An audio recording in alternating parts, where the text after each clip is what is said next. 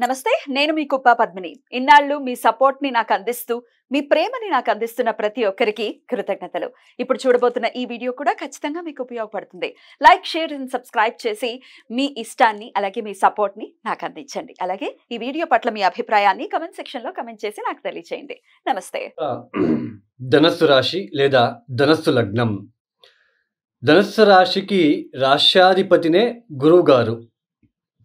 ఈ యొక్క గురువుగారు 2024 మే 1వ తేదీ వరకు మేషంలోనే సంచారం. 2024 మే 1వ తేదీ నుంచి వృషభానికి వచ్చి సంచారం చేస్తున్నారు.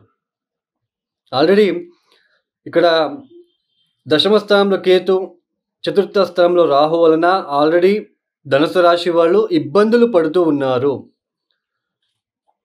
బాగా గుర్తుపెట్టుకోండి, ధనస్సు రాశి లేదా ధనస్సు లగ్నం వాళ్ళకి దశాభుక్తి గనక చెడు ఒక గ్రహాల దశాభుక్తి గనక జరుగుతూ ఉన్నట్లు గనకైతే ఈ దశమంలో ఉంటున్న కేతు వలన మీ ఒక దశాభుక్తి వలన ఉద్యోగం కోల్పోయి ఉండే ఆస్కారం ఉంటుంది. ఉద్యోగంలో చికాకులు తల ఎత్తే సూచనలు ఆల్రెడీ మీకు ఫేస్ చేసి ఉండే ఆస్కారం ఉంటుంది. తర్వాత మీ ఒక ఉద్యోగం చేసే చోటు మీ ఒక పేరు ప్రఖ్యాతి అనేది డౌన్ఫాల్ అయ్యి ఉంటుంది, అంటే చెడిపోయి ఉంటుంది. ఇన్ని రోజులు ఎవరైతే మిమ్మల్ని అప్రిసియేషన్ చేసి ఉంటారో వాళ్ళే మిమ్మల్ని తిట్టడము, ఉద్యోగం చేసే చోట అవమానించడము, మిమ్మల్ని డిగ్రేడ్ చేసి మాట్లాడడం లాంటివి మీరు అబ్జర్వ్ చేస్తూ వస్తున్నారు. తర్వాత చతుర్థ స్థానంలో ఉంటున్న రాహు వలన ఏదైనా ప్రాపర్టీ రిలేటెడ్ స్ట్రక్ అయ్యి ఉంటుంది. అంటే మీరు ఇన్వెస్ట్మెంట్లో సైట్ కొనుగోలు చేసుకోవాలి, ఇన్వెస్ట్మెంట్లో ఏదో ఒక ఇల్లు తీసుకోవాలి అని అనుకొని ఉంటారు కదా, అక్కడ ఏదో ఒకటి స్ట్రక్ లాంటిది, ఏదో ఒకటి ఇబ్బంది లాంటిది వచ్చి ఉంటుంది. ఆకస్మికంగా గృహ మార్పిడి కూడా అక్టోబర్ నుంచి జరిగి ఉండే ఆస్కారం ఉంటుంది.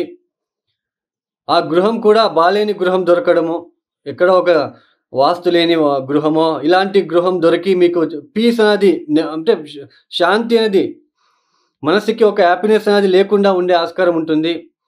తల్లితో చాలా విభేదాలు కావచ్చు, తల్లికి ఆరోగ్యపరమైన ఇబ్బందులు అయితే మీరు చూస్తూ వస్తున్నారు.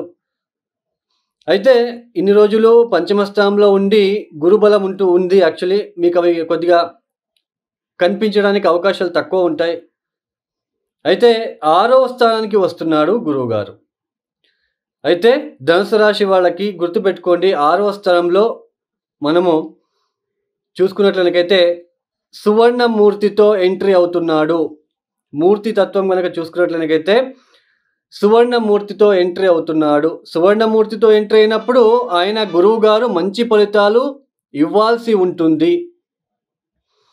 అయితే గురుబలం ఉండదు. గురుబలం ఉన్నప్పుడు ఎలాంటి సిచ్యుయేషన్ మనం ఫేస్ చేస్తాము?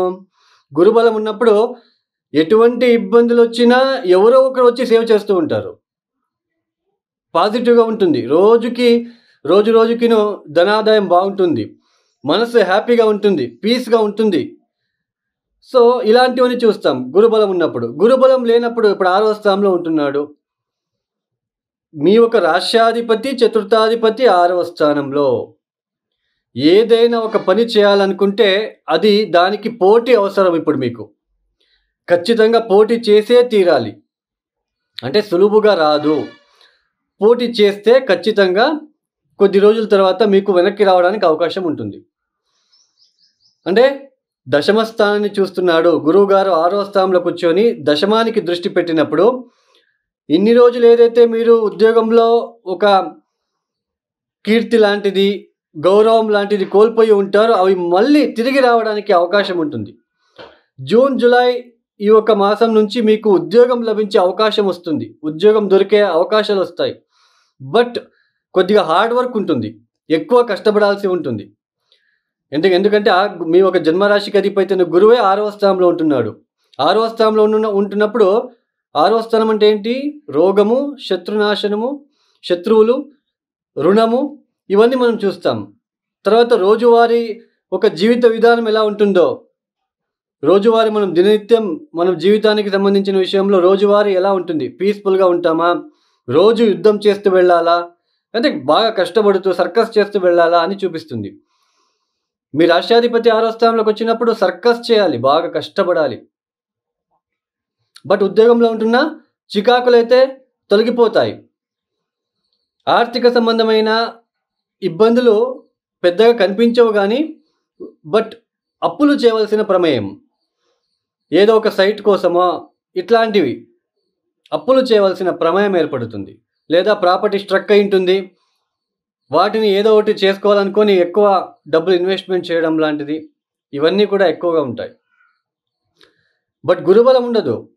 బట్ పోటీతో జీవితం గడపాల్సి ఉంటుంది, పోటీ చేయాల్సి ఉంటుంది. అంటే పోటీ అంటే ఏంటి ఇక్కడ?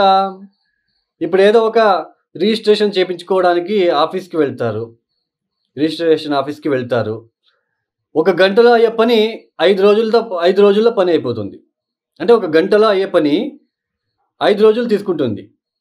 అంటే డిలే అవుతుంది అంతే తప్ప పెద్దగా ఏదో అయిపోతుంది ఇక్కడ అనడానికి అవకాశం తక్కువగా ఉంటుంది. తర్వాత మీలో ఒక మార్పులు చూసుకుంటారు. నేను ఇన్ని రోజుల్లాగా లేదు, నేను మారిపోతున్నాను అనే ఒక థాట్ అనేది వస్తుంది. తర్వాత శుభకార్యాలకి ఎక్కువ ఖర్చు పెడతారు, భక్తి భావం ఎక్కువ అవుతుంది, స్పిరిచువల్ నాలెడ్జ్ ఎక్కువ అవుతుంది, దేవతా దర్శనం చేసుకుంటారు, తీర్థక్షేత్రాలకి వెళ్ళే అవకాశాలు ఈ సంవత్సరం కనిపిస్తూ ఉన్నాయి. కొద్దిగా రుణం చేయవలసి ఉంటుంది. ఆస్తి విషయంలో జాగ్రత్త, ఎవరిని గుడ్డిగా నమ్మొద్దు, ఎవరికి షూరిటీ సంతకం వేయొద్దు. సో ఇలాంటివన్నీ మీరు చేసుకుంటూ పోతే బాగుంటుంది.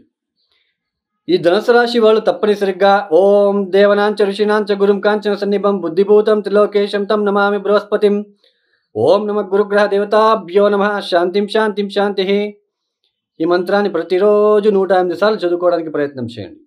శ్రీపాద శ్రీవల్లభ చరితామృత చదువుకోవడానికి ప్రయత్నం చేయండి. టెంపుల్లో ఉన్న వాళ్ళకి